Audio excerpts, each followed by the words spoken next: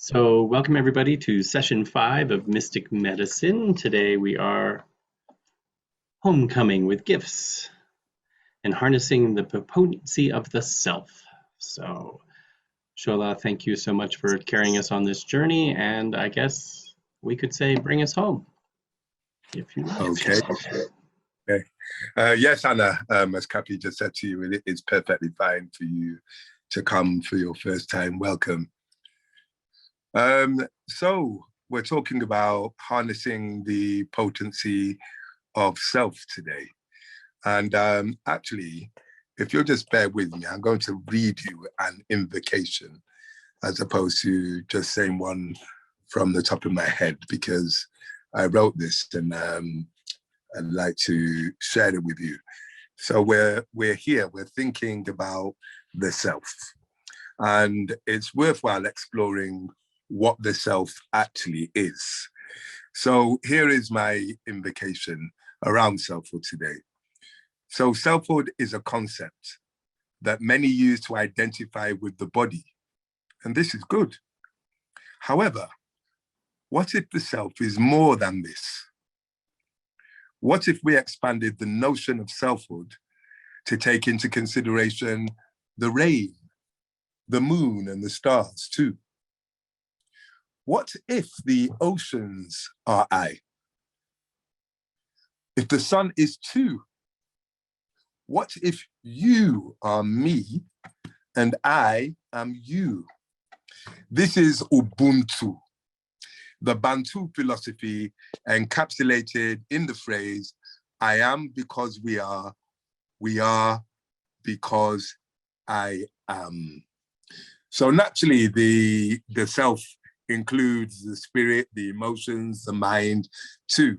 However, it seems that in other indigenous societies, so for example, in the Yoruba society from which I am from, the self is considered to be everything that exists, and that everything that exists is within us and it's without us, and that actually we're connected to it.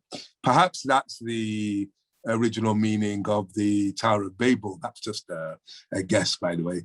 Maybe that's the original meaning of the Tower of Babel, that the language that we spoke was not so much a spoken language that was mutually understood, but through our inherent and innate connection with all beings, we understood all beings, maybe at one point.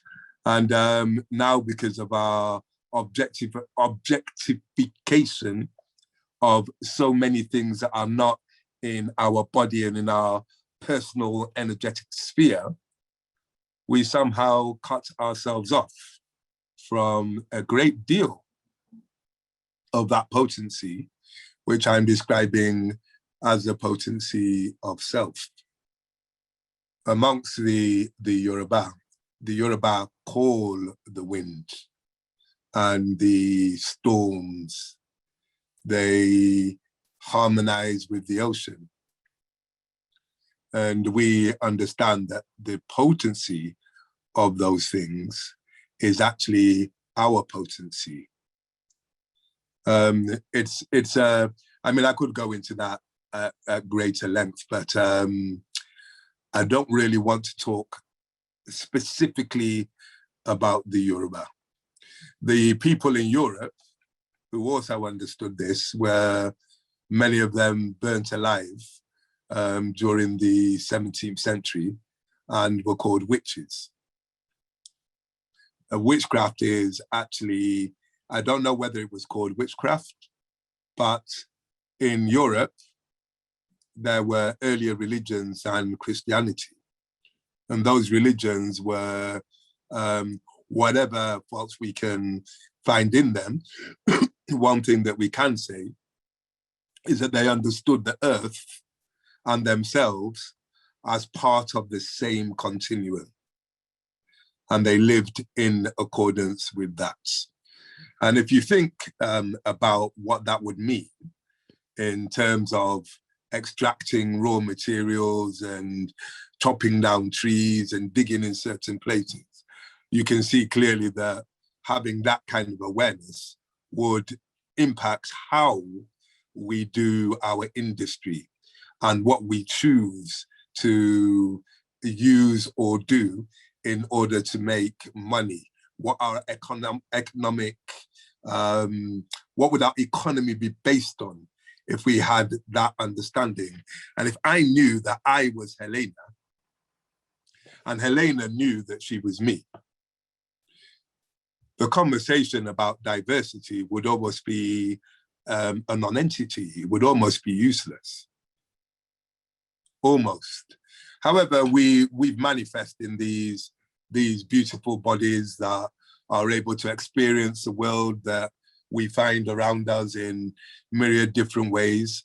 And perhaps this is important, perhaps the journey back to self is what is necessary for humanity at this moment in time.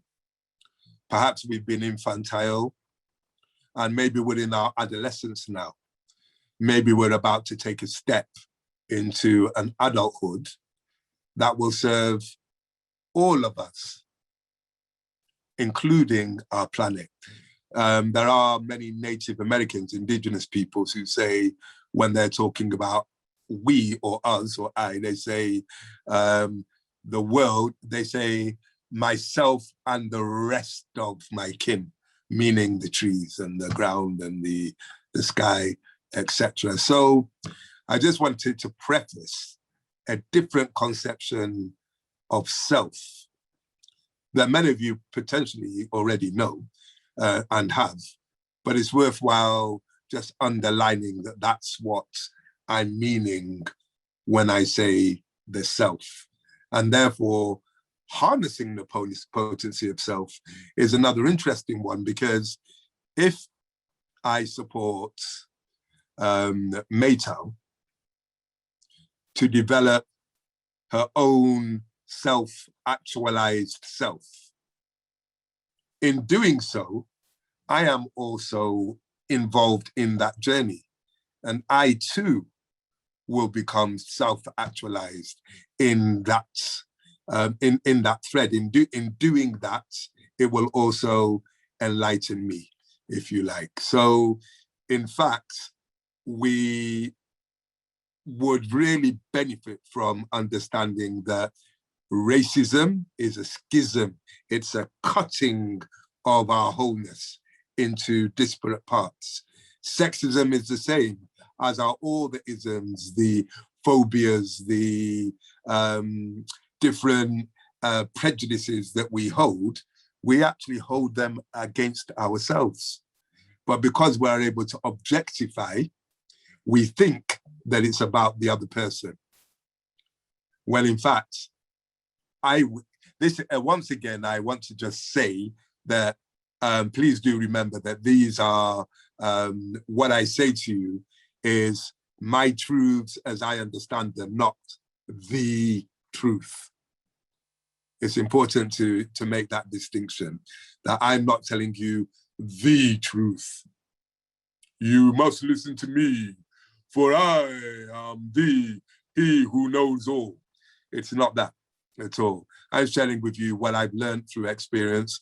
Many of you will probably resonate with what I say through your own experiences. And feel free to challenge anything I say at any time, or take what you find useful and discard what you don't. Okay, so moving on. What I would like to do is just to refresh a little bit on the goals that I spoke to on the first session, and which I'm adapting for this session.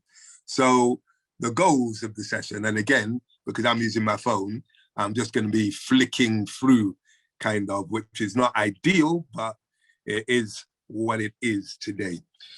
So to use storytelling to expand our creative possibilities, to harness the power of the group, of us all, in the service of creative endeavor, and to explore selfhood as part of human evolution.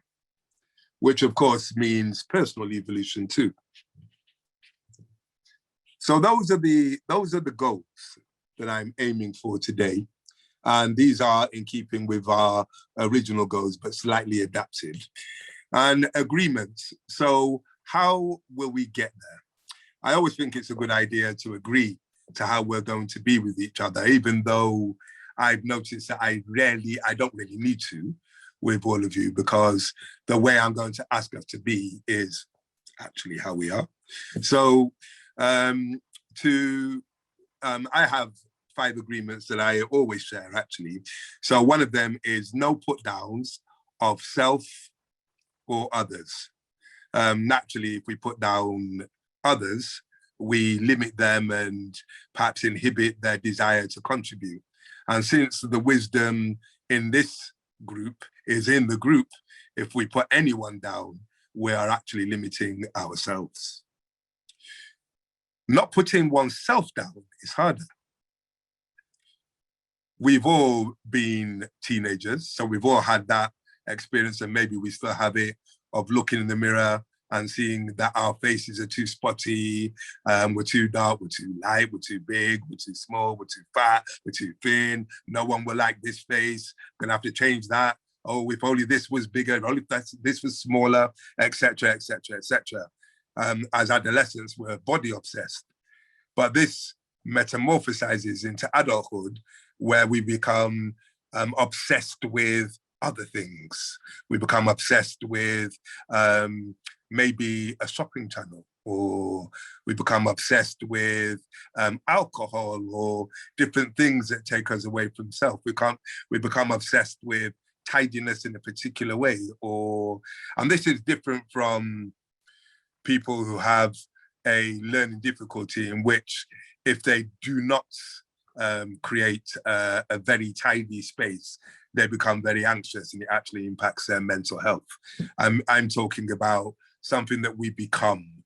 We become obsessed with being able to fit into a certain size, or going to the gym, or reading certain types of literature and talking about it and feeling really intelligent and intellectual as we do so.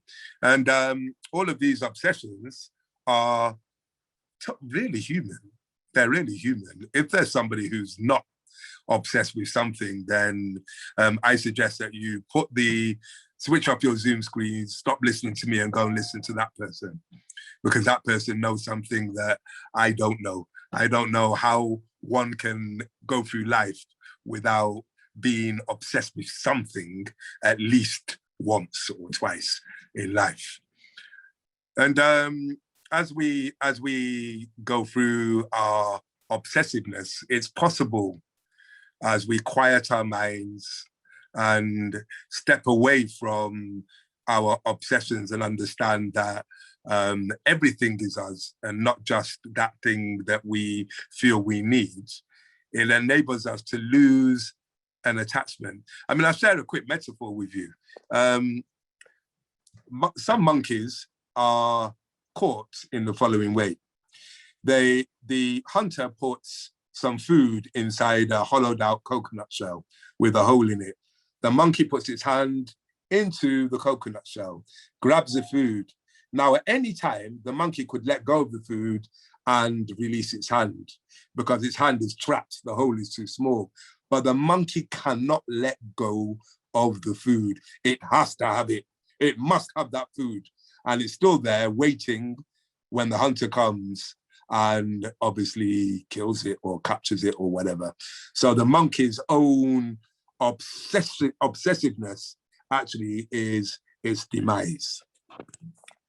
And I say all of that because we can put ourselves down without ever being aware of the fact that that's what we're doing when we say things like, oh, I can't say that because other people will think it's foolish, or I think it's foolish, or oh my gosh, that person is so much more, you fill in the blanks, than I am. So I can't allow my own light to shine here because it will be dim in comparison. Or things like the things that we said as teenagers, I'm too stupid, we have our the story that our parents gave us as well, in what they used to call us when they were angry, which can also come out. So mine was, I'm worthless, and big for nothing is what my dad used to say. Yeah, you are big for nothing. You know, it took me many years before I realized I was big for something, actually. So we can have these things going on. So it's just to agree that for this session that we are compassionate with that voice that's chatting in our ear. So we don't try to crush it or destroy it, but we can just give it a little pat. So everybody just give that voice a little pat. Tap yourself on your shoulder where that little voice is residing and say, it's okay, you can come back later, but for now, please be quiet. And yeah, so we no put downs of self or others. Listen well. Have you ever thought that when we pay attention, we're actually paying somebody with the gift of our attention? So to listen well, to pay attention, to listen from the heart, to be willing to try new things, to step out of our comfort zone and into the learning zone, not being required to go into the panic zone. But the learning zone is outside of the comfort zone. To participate fully. So how Maytal participates may be completely different from the way Diane participates. But as long as you're both participating fully according to yourselves, that's full participation. And finally, be willing to share your reflections. I can see that really tickled Maytal. Be willing to share your reflections. The wisdom is in the group, cannot be reiterated enough. The wisdom is not in me. I am a mouthpiece who is bringing what's here into presence. But the wisdom is in you just as much as it's in me, which is why I keep moving away from the guru position, because the wisdom is in us. That because we are self. This is self, we here. Okay, so let's seal the deal. So if you can agree to no put downs of self or others, be willing to try new things, to participate fully, to listen well, and to share our reflections. If we can unmute, and then when I count to 3, everybody just say yes. And it doesn't really matter if it's a cacophony, which it will be because it's Zoom, but let's just get our voices heard and say yes. So if you all unmute, and then I'll count to 3. Excellent. So 1, 2, 3, yes. Yes. Excellent. Actually, that wasn't so bad. Okay, I'm going to tell you a story now. The story is thus. There was a man walking through a farm.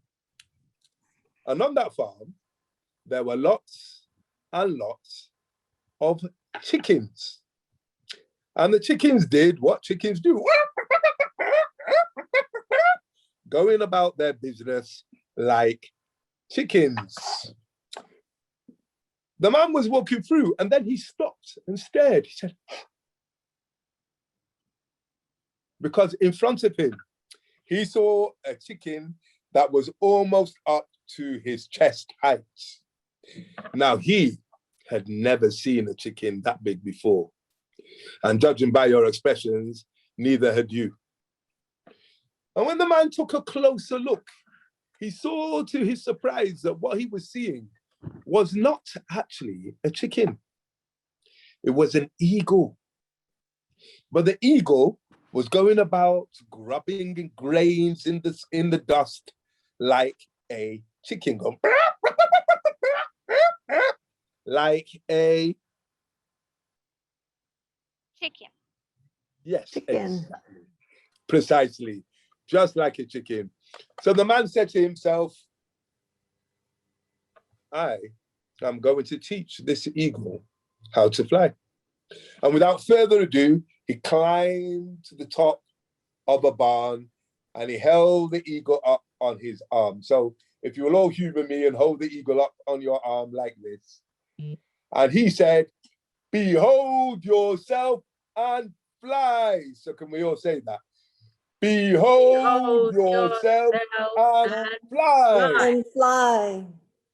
And he threw the eagle into the air, and the eagle flapped to the ground going,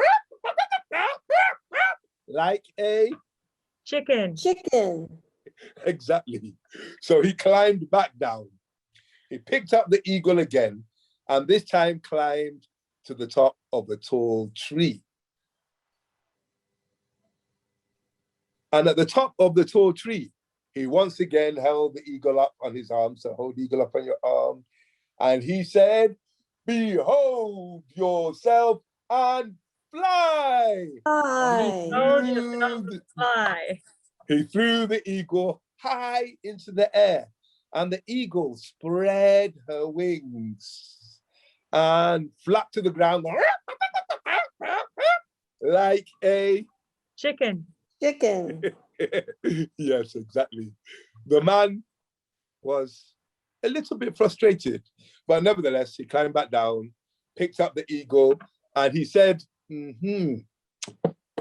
this eagle thinks he's not going to fly here. Let us see. And the man walked to the top of a mountain, saying to himself, I challenge this eagle not to fly. Let us see if it's not going to fly. So he climbed to the top of a mountain, and at the top of the mountain, he looked down, and the eagle looked down too. And far, far, far below, the eagle could see the silver ribbon of a river winding through the land. Could see with almost preternatural clarity, tiny figures moving around. Below the clouds, the eagle was above the clouds. A feeling entered the eagle's heart. She had never been that high before. She felt as though height was her nature, as though height was her muse, as though height was her evolution. And the man held the eagle up on his arm once again. And he said, behold yourself and fly. Fly.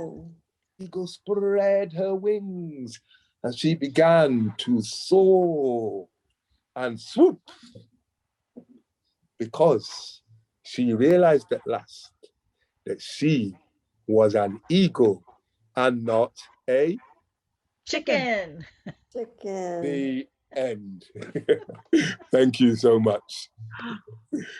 So there are a few motifs that I'd like to break down there. So first of all, in most stories, although we use the terms he and she, actually in many African languages, there is no he or she. My mum gets it wrong all the time. She calls me she calls my sister he, because in Yoruba, there isn't a he or a she, there's just person. And but in our Western system of duality, the man is not a man, as in someone like me. It's actually the masculine principle of action. The masculine principle of action that can be shared by both women and men, actually. The ego is the intuitive self, and also the holder of the wisdom, the keys of wisdom, which is a feminine principle, but which also can be manifest in males too. So in the story, the eagle does not see its own potential. The eagle doesn't see what's around it, it just sees what's below it in the grain that it's obsessed with. And it's obsessed with behaving like chickens, even though it's not of the kin, it's not of that mental and spiritual plane with those around it, but it thinks that it is. And this is key. It thinks that it is. And we all probably know the saying, as I think, what is it? I think, oh, well, there's Descartes, which is I think, therefore I am.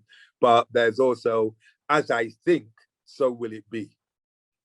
And we can think ourselves into qualities and depravities and situations that we also can think ourselves out of. For example, had that monkey been able to think of letting go, it would never have been caught by the hunter. But it thought that it had to have that food. So the eagle thought it was a chicken, and it needed help to see itself. It always was itself. It always could fly. It always had the propensity to feel elevated by heights. It always had that, but it thought it was a chicken. And the man in this case is not so much a man anymore as the higher self. So the eagle, unable to see out of the dimension it has placed itself, is still able to listen to and respond to the higher self. And it doesn't get it right straight away. So when the man first throws it from the barn, it flaps to the ground, straight back into chickenhood. It's high, it's up, it's never been even that high before, but it feels comfortable on the ground. Even in the tree, at the top of the tree, a tall tree, it's higher than it's been, but the ground still looks mighty comfortable. Furthermore, all its old friends are there.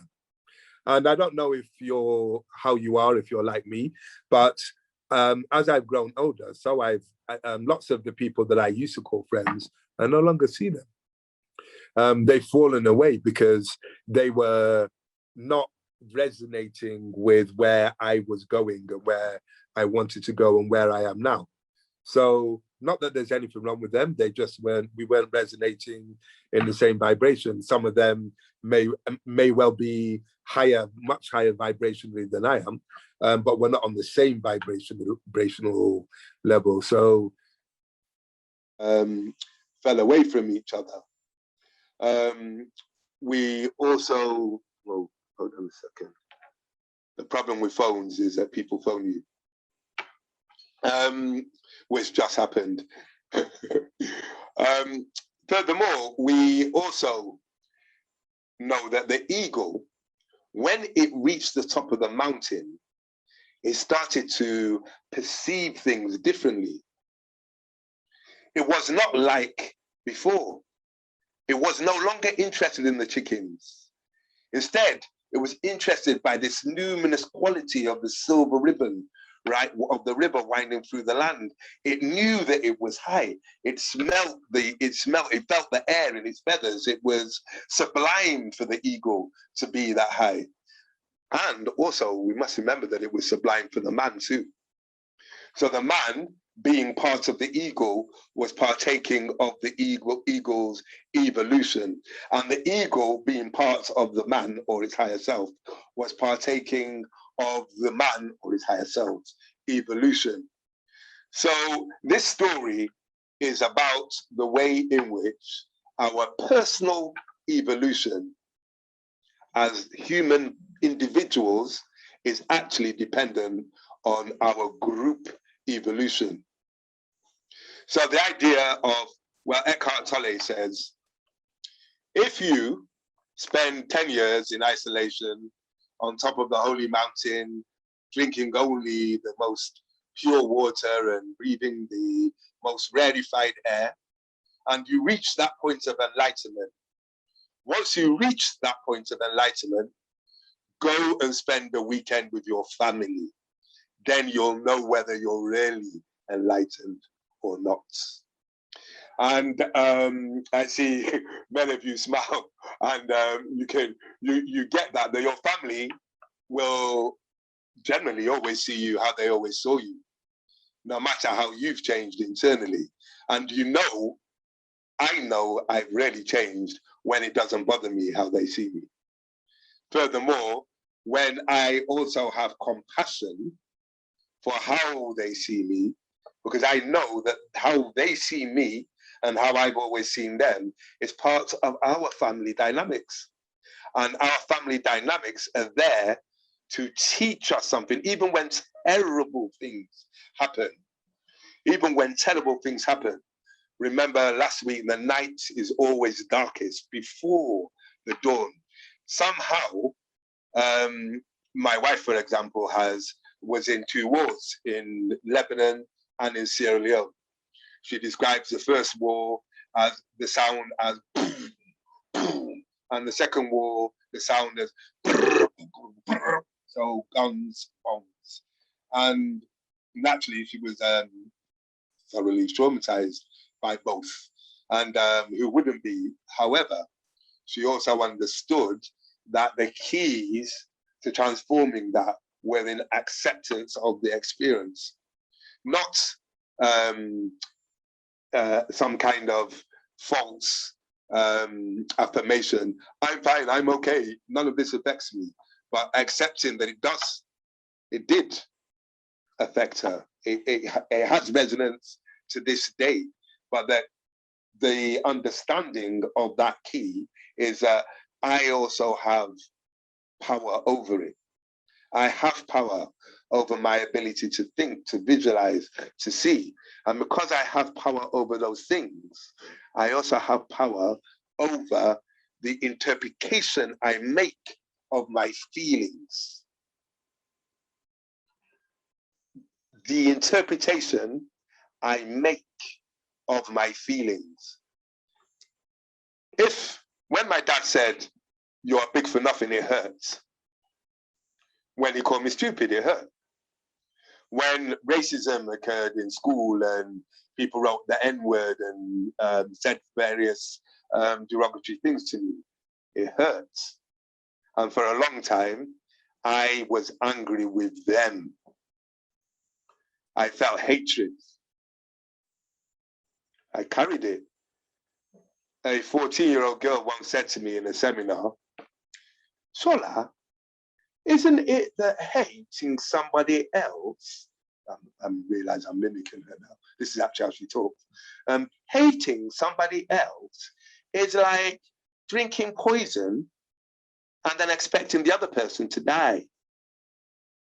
And it's so true, because hate is toxic and it has a neurological, endocrinal impact on us.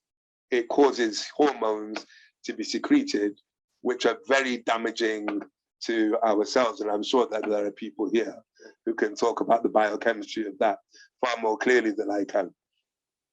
So in learning to let go, which I did through this seminar called the Landmark Seminar, actually, but in learning to let go and to understand that I am carrying it,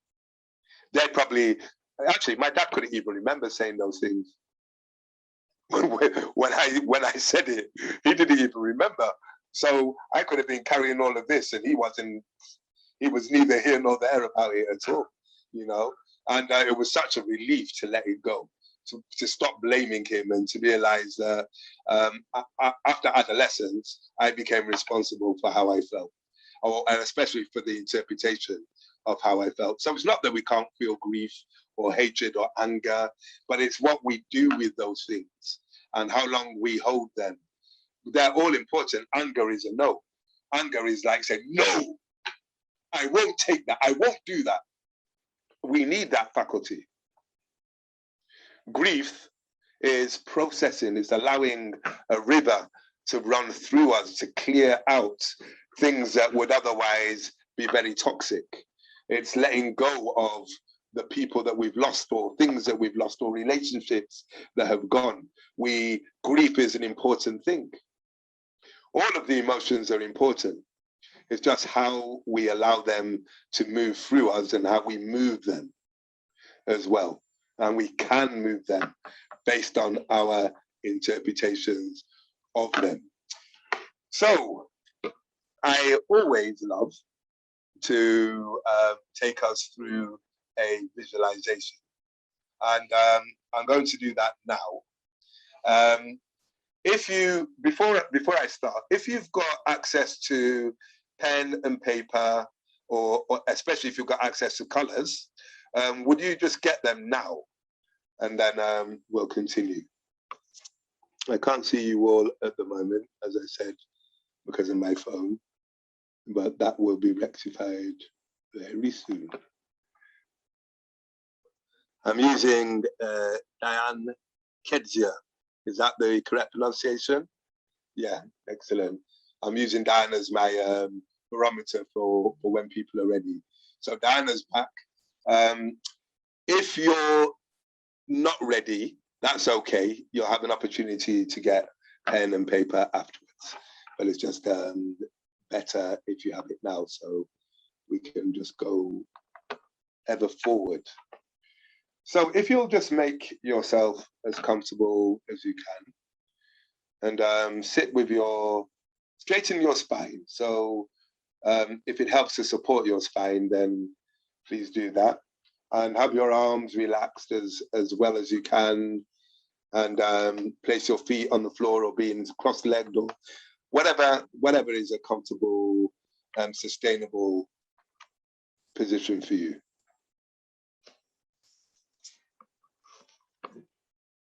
So in a moment, I'm going to ask you to close your eyes or soften your focus if that feels better for you. So if you just close your eyes and begin to pay attention to the feeling, the felt sensation of the breath in your nostrils or in your mouth, if you're breathing out of your mouth.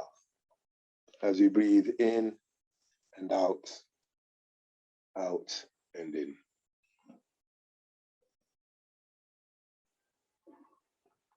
And if your mind wanders and you think of something else, that's perfectly fine.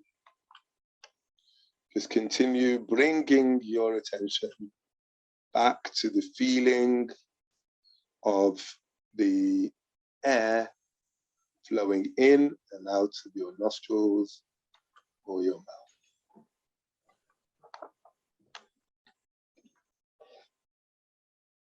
And as you pay attention to this felt sensation, notice also that as you deepen your breath, you can feel it in your chest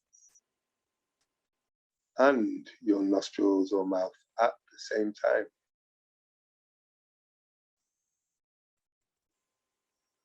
And pay attention to that dual feeling of your breath in your nostrils or mouth and in your chest at the same time. And perhaps you can also feel it in your belly at the same time too.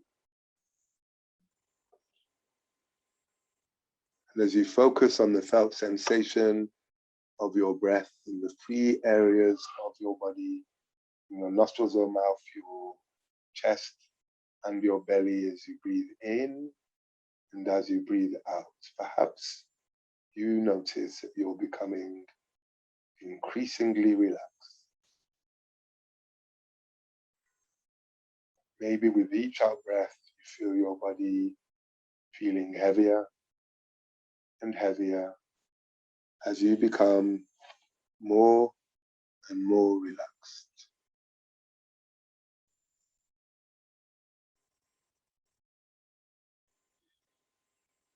And in that deep relaxation, as you breathe out and in and out, you notice that in front of you, there is a door. This is a door to the land where your creative self lives. Take a look at the door. What does it look like?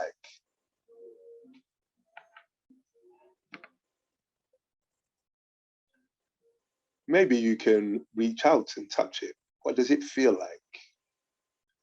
Is it rough? Is it smooth? What is its texture? You could even reach out with your nose and smell it. Does it have a smell? Beyond this door is a land where your creative spirit lives. And in a moment, I'm going to ask you to open this door. So open the door and step through to the land where your creative spirit lives. And take a look around you. Where are you? Are you inside or outside? Somewhere else? What can you see, hear, and feel?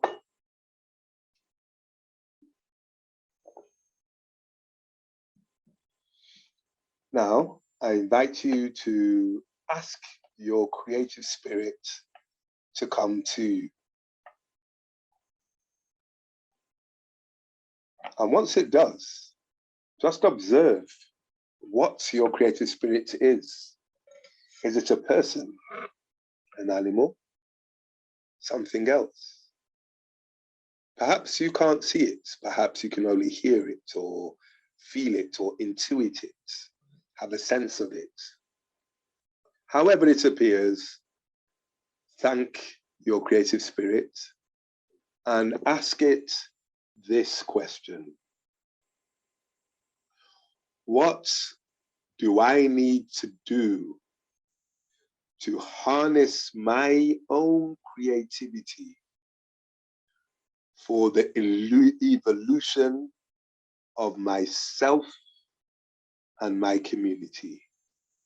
What do I need to do to harness my own creativity for the evolution of myself and my community? And listen for the answer, and I'm going to give you a bit of time to do that. And now you can take a moment to ask your creative spirit any question that occurs to you. And I'm going to just leave a moment for you to do that too.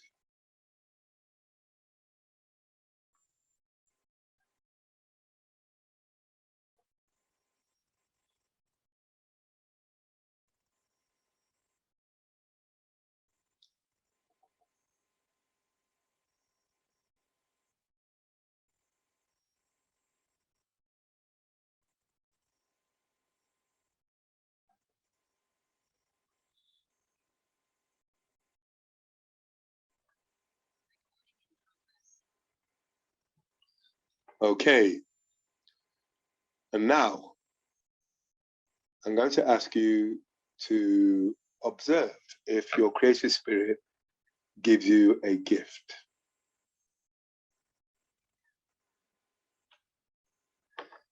If it does give you a gift, observe what that gift is.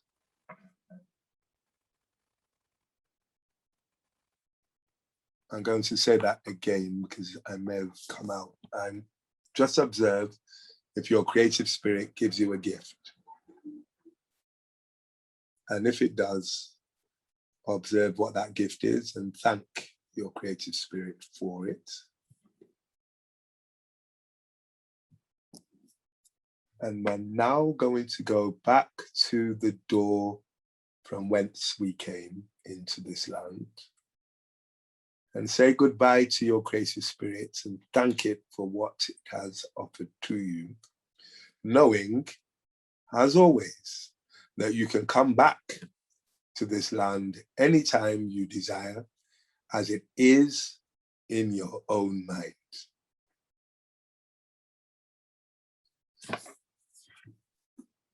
So step through the door, and as you step through the door, begin to stretch back into the space where you're currently sitting, and open your eyes. And if you want to, yawn and come back into the room. Excellent. Now, maintaining the quality of silence and relaxation, if you pick up your pen or your colors and your paper, And what I'd like you to do now is to just spend 5 minutes creating an artistic representation of what you experienced. Now, when I say that, first of all, I don't mean fine art. It's not an art test. It's not asking you to draw anything with any judgment around how good or how bad it is.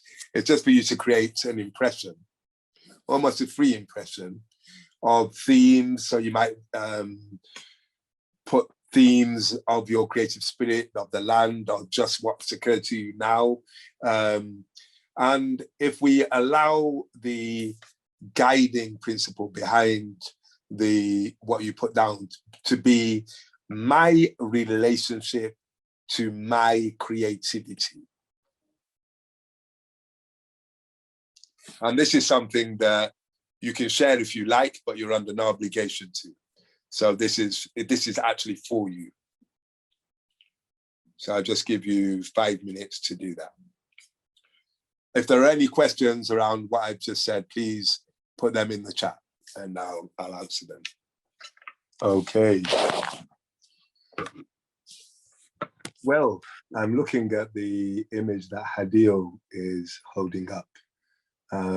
Thank you for what you're sharing there. It's very beautiful in color. If any of you feel drawn to, please, let's see. Yes, thank you, Helena. Which interestingly has lots of the similar colors to Ideals in it. Yes, Benedetta.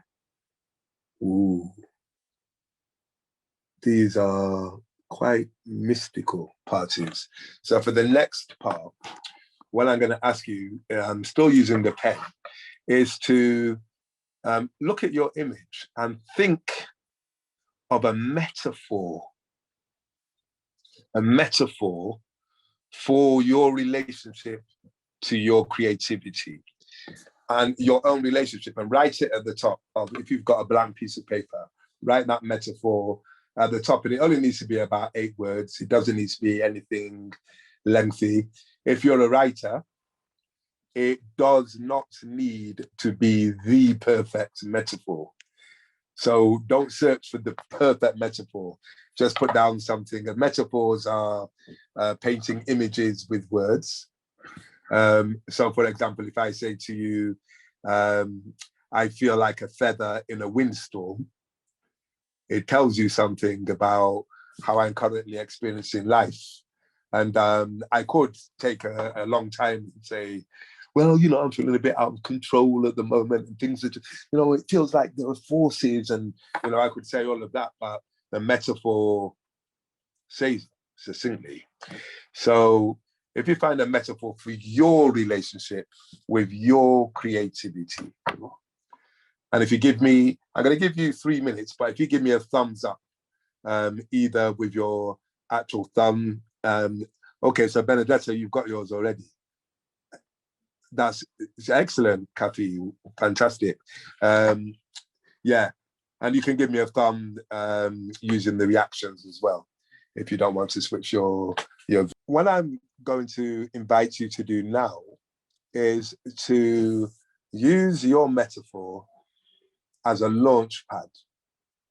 And we're going to engage with 3 minutes of stream of consciousness timed writing. And by this, what I mean is when I say start, you put your pen on the paper and you start writing. And you don't stop until I say stop. Now, if you get stuck, write, I'm stuck, I'm stuck, I'm stuck, until another thought comes into your mind. You don't need to edit it. No one else is going to see anything that you don't want them to see, because you're going to be sharing. So you can write whatever you like. If you're a writer, again, refrain from putting that editing head on and trying to get things to make some sort of sense. If they don't make sense, it's fine. Just write. If you're, I don't know what to write, I don't know what to write. Why is Shola doing this week? Right? Why is Shola doing this week? Whatever comes to your mind, just write that. and keep on doing so until the end of the 3 minutes.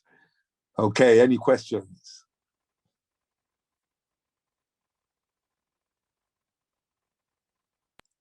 Okay, so let's begin now. 10 seconds. 5 seconds. And stop. Okay, now I invite you to read through what you've written and underline 3 statements, phrases, sentences that you like for any reason. Perhaps it's because you like the way that they sound, or they have some poetic sense, or maybe a particular meaning that you like, or you just like them because it says something that you want to say. So underline 3 phrases.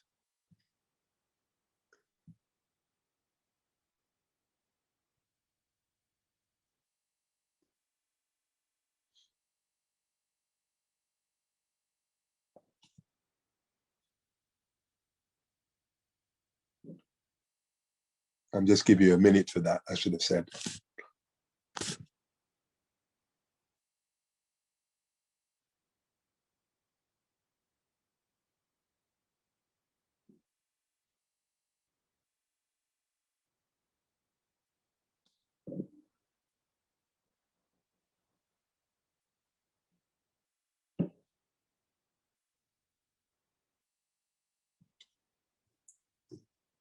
Okay, can anybody let me know if they need some more time to underline the phrases?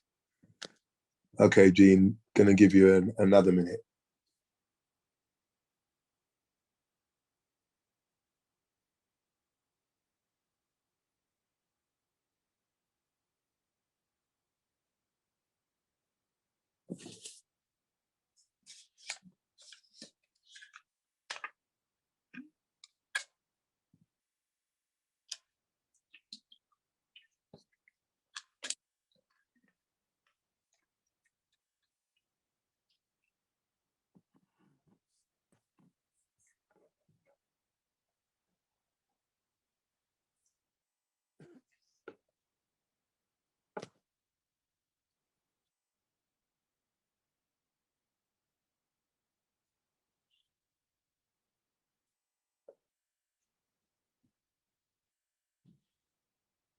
Okay, we've got 25 seconds or more.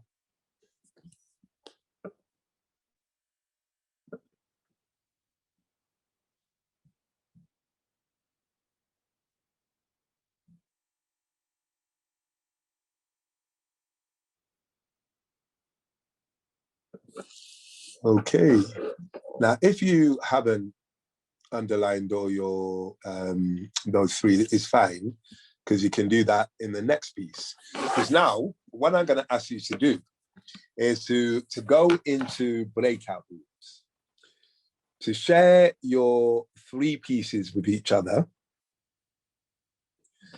and at the same time work with each other to create a shared piece that you're going to come back and present to the rest of the group.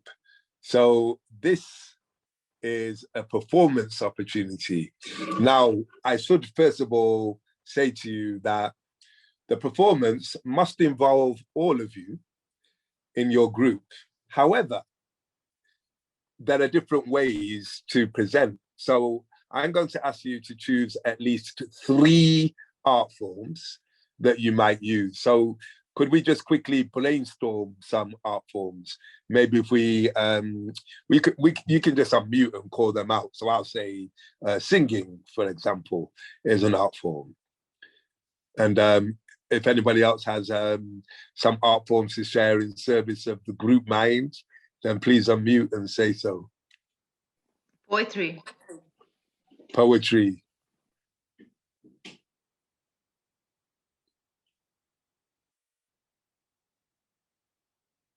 You can also read. Dancing. Dancing, yeah. Mime. Singing. Singing. Body percussion. Etc. So there's enough art forms in your shared, what was that one? Sorry. It was me. Writing. Writing, yeah. So there's enough in your shared group mind that will give you what you need. So let's those of you who are not wanting to show your faces on the video will probably need to take on board a speaking role so that you can be involved. Wow, as I said that, Connie's video just came on like, boom. Good to see you, Connie. And Rev Jennifer, to see you too. So Ramna's going to put you in groups. I'm going to give you, what time have we got? Excellent.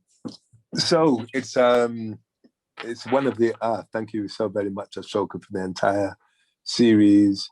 You incredible presidents. I love you. I love you too. Oh, I love you I love your stories and see that you've enriched my life. I've got it now.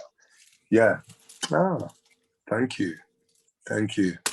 And it's worthwhile saying that you have all enriched my life as well. And, you know, these are the trite kind of things that facilitators are supposed to say. But in actual fact, it's true. You know, sharing with you is a highlight of every time that I know that I'm coming to do this, I get quite excited. And because the feedback and the sharing is so delightful. And this is another form of sharing, performance. And by sharing through this performance, we are in effect letting people into some aspects of our lives around the shared territory of what it means to be alive. Performance, the art forms are really key in connecting us all in ways that we might never connect without these art forms. So it's just worthwhile recognizing that this is also part of what it means to be bringing the self home and sharing with other people. So I don't know what groups you were in, but if we say, could group one go first, and then anybody, all of you who are ready to go, just indicate to each other. And one of the things that we can do, actually, is if you go into video settings and scroll down, what you'll see is it says hide non-video participants. And what that means is that as soon as we turn up our videos, we disappear completely. Like so. Really? Yeah. Doesn't say that here. Have you got, are you on a laptop? Oh, view settings. Wait a minute. Uh-huh. Hide. Hide non-video participants. If you can't find it, it's okay. It just means that the people who are performing will be highlighted. But if we can't find it, it's fine. I guess if everybody who's not performing at least turns their video off, that will help. Yeah, that will help. Thank you, Melissa. I think we're group one, gang. Yeah, Okay. we're ready. We're group one. We're group one. Okay, so before everybody turns off their video, let's do give them a light, a camera, and action. So let's go do that together. Give them a light, camera, action. Okay. Over to you, Miss. Over to you, Melissa. Oh, okay. Once upon a time, there were two butterflies in a cocoon. They asked each other, do we have the freedom to fly? We grew in size and burst into fireworks. We can fly. We can fly. We can fly. We can dance. We can dance in the sky like Boogie Wonderland.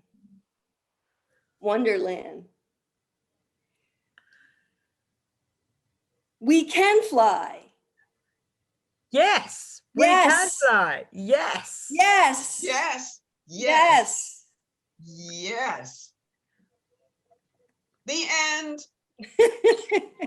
Excellent. We can fly. We can fly. Yes, we can We fly. can fly. We can fly. Yeah, I love that. Well done. And Boogie Wonderland too. Excellent. Let's just give them all a round of applause again. Thank you so much.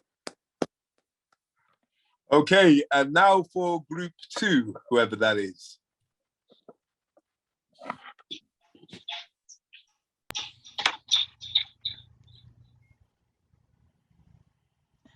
Excellent. You're all there? Okay, so although you can't see, you'll see me giving a lights, camera, and action. Start and never stop. You relax. It's already here. There is no delay. Just be present. Just believe.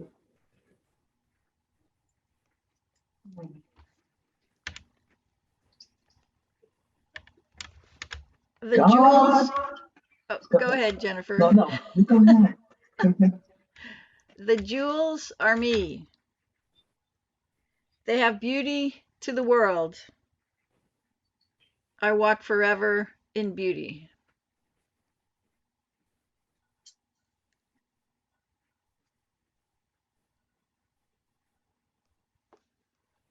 Love is found in unicorns and candy canes. Magic is God. God is love, and where true love is, God himself is there.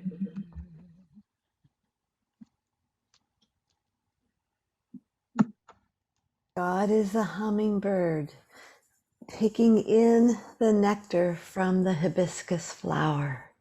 God is.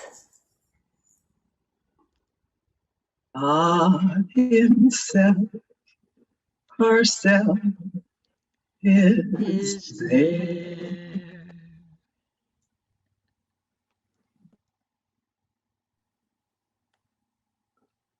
Oh, wow. Thank you for that. Yeah, love that. The hibiscus flower. God is there. God is here. God is within us and with us. And some would say God is us. Thank you so much. Much appreciated. Yeah, that's that. You know, I'm interested in seeing the last one because the two had very different flavors, but were still powerful in their own way. So, who are the last performers to step up to the stage? Hey, excellent, wonderful. Okay, so can we give you a? Are you in this, Kathy? This one? Oh, okay. Let's give you a lights, camera, action.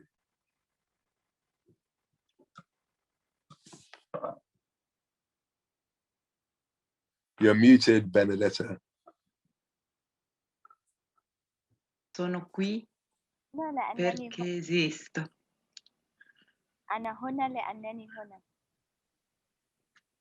La mia creatività mi permette di far emergere le immagini della realtà. Sono qui perché esisto. Sono qui perché esisto. Sono qui perché esisto. I am here because I am. I am here because I am. I am here because I am here because I am. I am here because I am here because I am. Because I am. Because I am. Um.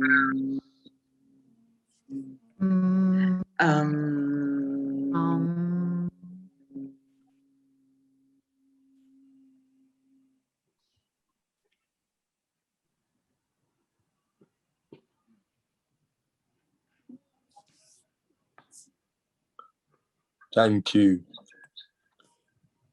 Thank you. The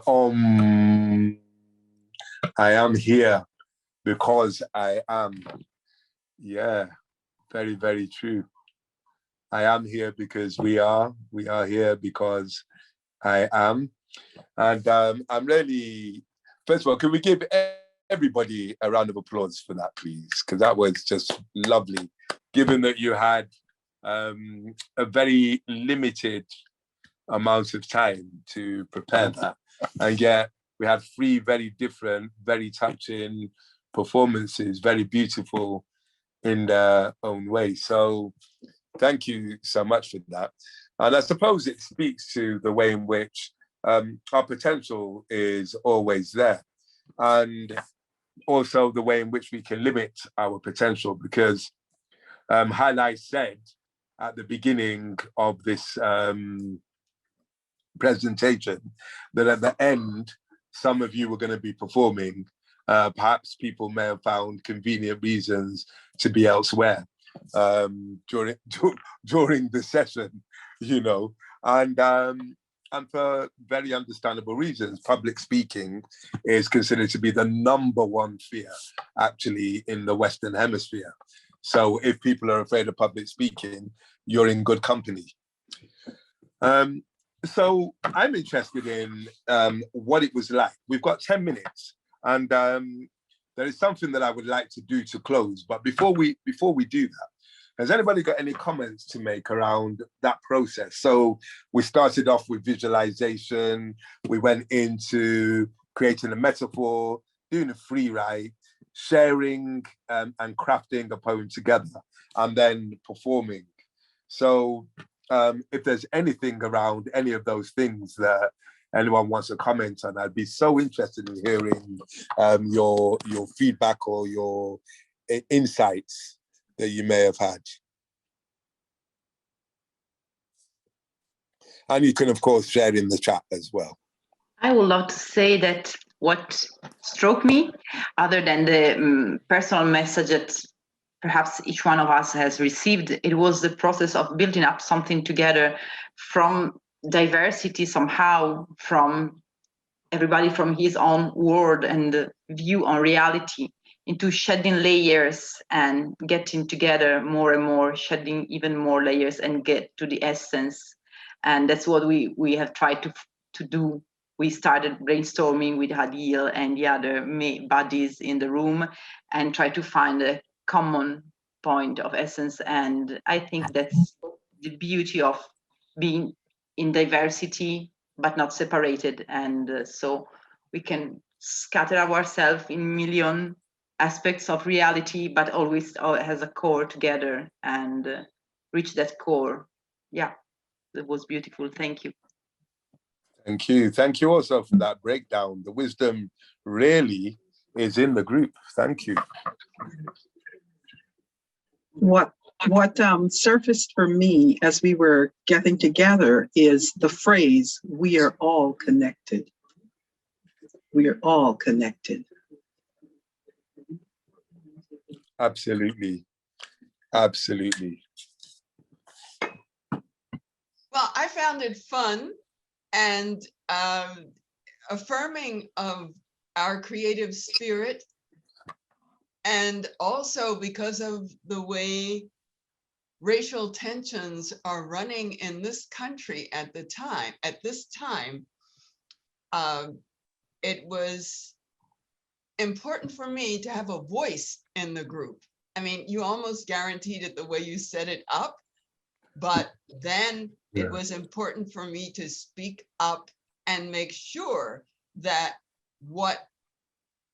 I spoke up and that what I said was incorporated. So I was happy to do that. Thank you. Thank you. That's an important reflection, because we are all connected. The thing is that we don't actually often experience life in that way. We often don't experience that we are. And for those of us who've been marginalized, it is important for us to claim our space center stage, to actually, you know, to put into the universal pot the ingredients that are us, that make up that universal soup. The universal soup has not got the right flavor if we're not in it. So I really, really honor that, Connie. Yeah, thank you.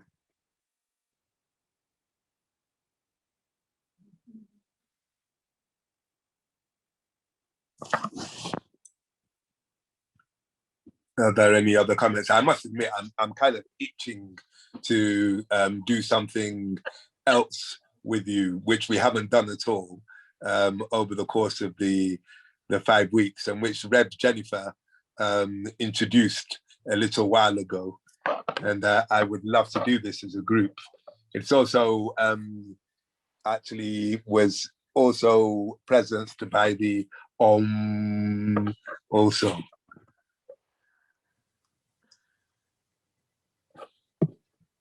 Shola, I think you want to make some noise here, some sound. What on earth gave you that idea? Because my spirit knows your spirit.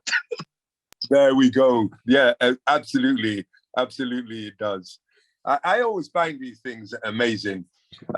When we meet and we have a particular intention and are when we're present.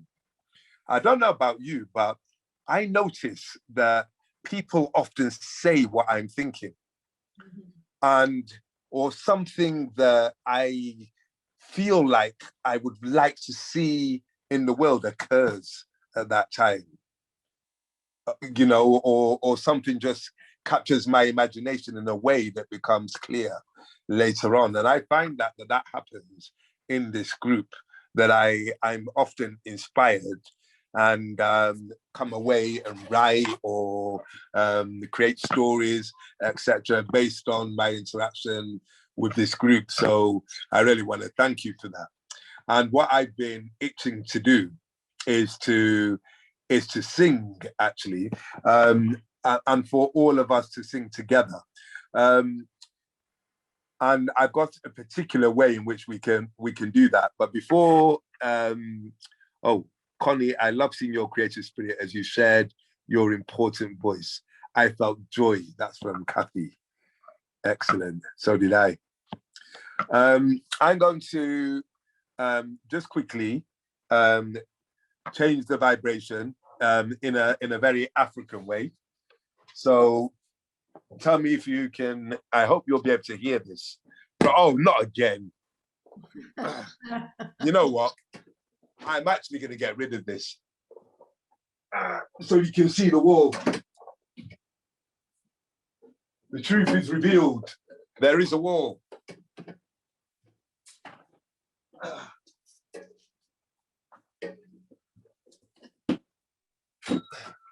It's never done this before, actually. So you have the privilege of being the first ones to experience this in Zoom. Right, so there's the wall. So I'm going to give you a little bit of an African flavor, and here it goes.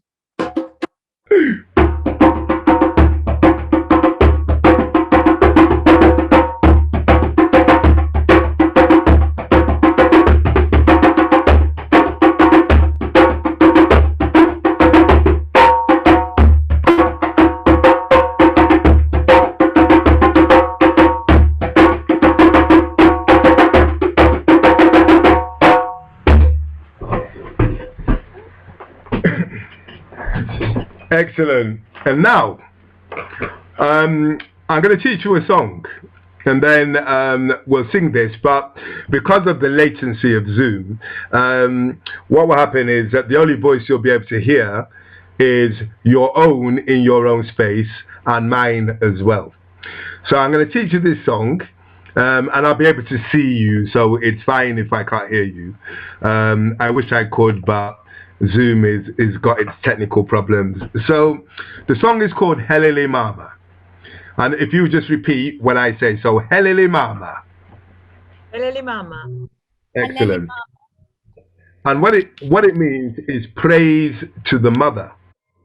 And that could be the feminine principle, you as a mother, your mother, whatever Mother Earth, Mother Universe, whatever mother means to you. It's from Zimbabwe, from the Ndebele people, and it's they call these songs Umbube songs, like lion tongue songs, and they usually have 4 parts in harmony. I'm going to teach you 3 harmonies, but feel free to add your own, etc. But remember that we're going to do this. I won't be able to hear you because everyone will be mute except me, just to make sure that the song actually flows. But it should flow well for you in your setting. So it goes like this. Helele mama, helele mama, helele mama, helele mama. Helele mama, helele mama, helele mama, helele mama, helele mama, helele mama, helele mama, helele mama, helele mama, helele mama, helele mama, helele mama. Okay, the next bit goes helele, helele, helele mama, helele mama, helele mama, helele. Helele, helele mama, helele mama, helele mama, helele, helele, helele mama, helele mama, helele mama. And the last bit is helele mama, mama, helele mama, helele mama, helele mama. Mama, helele mama, helele mama, helele mama. Mama, helele mama, helele mama, helele mama. Mama, helele mama, helele mama. Excellent. Right, now we're going to sing the whole thing, and I'm going to ask you to remain on mute, but to choose your part and all parts, so you can move between all of them. I'm just going to play something I prepared earlier, which you should be able to hear this.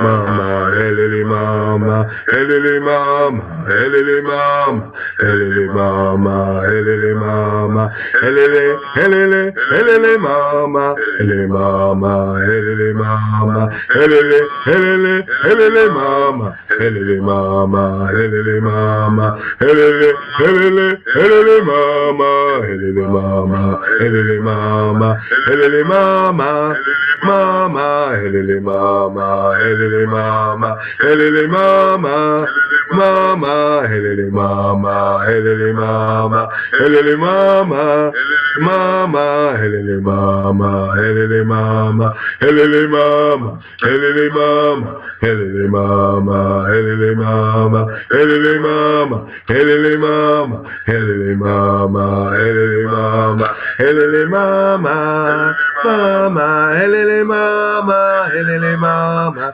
helele mama, mama, helele mama, helele mama, helele mama, mama, helele mama, mama,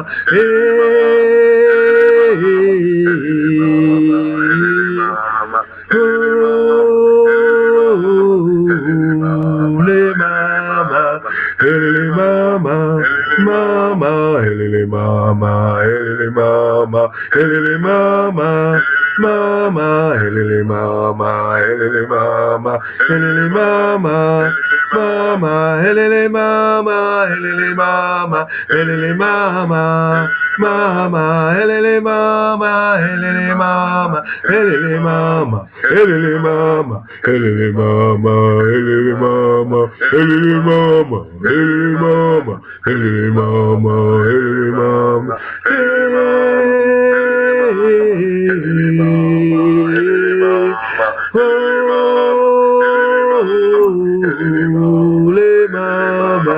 Helele mama, mama, helele mama, helele mama, helele, helele, helele mama, helele mama, helele mama, helele mama, mama, helele mama, helele mama, helele mama, mama, helele mama, helele mama, helele mama, mama, helele mama, helele mama, helele mama, helele mama, mama, helele mama, helele mama, mama, helele mama, helele mama, helele mama, helele mama, helele mama, helele mama, helele mama, helele mama, mama, helele mama, helele mama, helele mama. There we go.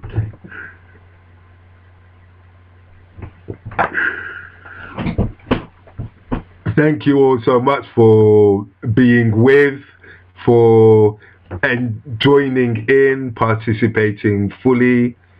Thank you for being willing to try new things. And thank you most of all for some of you who've shown up every single week. It has been a joy to see your faces. I truly hope that we actually get to meet each other in the flesh and to spend time in the flesh, actually seeing each other, and so that I get to learn that there's more to you than a face. You know, and a face and backdrop. It would be really good to communicate with you. And I do get to the States actually, usually at least once a year, though not this year. Definitely next year. I'll be able to connect with some of you then, let you know that I'm coming, and particularly let Lisa and Randall know. And potentially some of you will get over here and we'll meet then. But I have had a real wonderful time connecting with all of you. I'm glad that you have appreciated it too, and that makes me feel really warm in my heart, and I feel very blessed to have connected with you. So thank you, all of you. And thank you, Shola. Thank you, Shola, for doing this and for being with us for all these weeks. And thank you, everybody, for coming along for the ride. Thank you. Take care, people. See you again soon. Thank you. You're welcome. Bye bye. Thank you, Shola. Ooh, I'm loving these chats. Thank yous in the chats. Yeah. Thank you This very is much, Zola. Let's Thank you. Oh, you're welcome, Helena. Go Whenever well. you're in the Canary Islands, yes, I'm here. Ooh, Canaries. I would love to go there. Wow. Yeah. Yeah. Very welcome. Very welcome. Thank you. They have my email, so thank you. All right. Thank you. So Thank much. you. It's been a Thank pleasure. you. Thank you, Shola. Thank you, everyone. Thank you to the wisdom of the group. Thank you for having my heart. You. Thank you, Benedetta. Bye. Take care, people. We'll meet again. Take care. Bye-bye.